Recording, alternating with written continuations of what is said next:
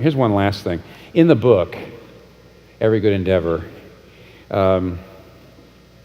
there's a great story that it's a story by J.R.R. Tolkien, which we tell, and it's a short story about a painter who has this vision of a tree that he's been trying to paint, and his whole life he can never get much of it done. In fact, just before he dies, the great painting he was working on, all he ever did was get out a leaf. One leaf. But then he dies and he gets on a train and he's going to the afterlife. And when he gets to heaven, as it were, there's his tree. And he realized, he sensed the tree as an artist, and he realized that everybody someday would see the tree. And one of the things here's the last thing that your Christian faith can give you is hope.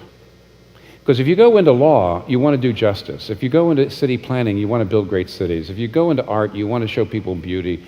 And when you actually get into those places, you're going to find, because of the fall, because thorns and thistles come up from the ground, very often you can work for years and years and years and only ever get one leaf out.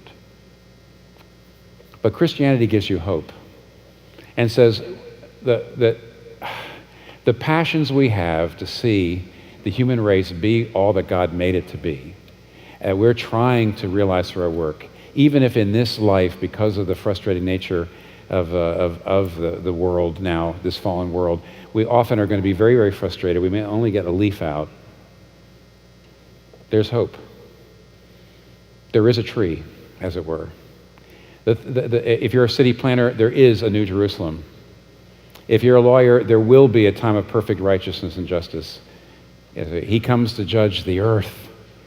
And so the hope that helps us through frustrating times, the inner ballast and sense of who we are in Christ that keeps us from being, whipped back and forth because of success and failure, the vision of God just caring for creation through his work so that all work is good work and God's work, all these things are absolutely crucial for us to be disciples, not just on the weekend when we're at church, but out in the world, truly doing everything